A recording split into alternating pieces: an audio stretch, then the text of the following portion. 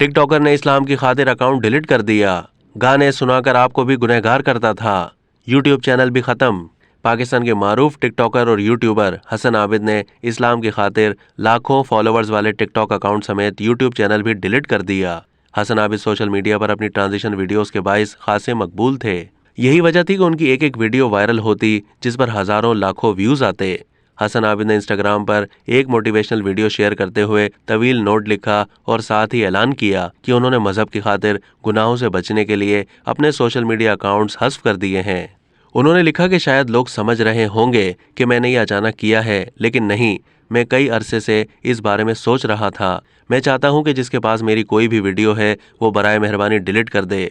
मुझे उम्मीद है कि आप सब समझेंगे। मैं सोशल मीडिया इसीलिए छोड़ रहा हूं क्योंकि मैं आप लोगों को गाने सुनाने की वजह बनता था और आप लोगों को गुनहगार करता था। इसकी वजह से मेरे गुनाहों में मजीद इजाफा होता था।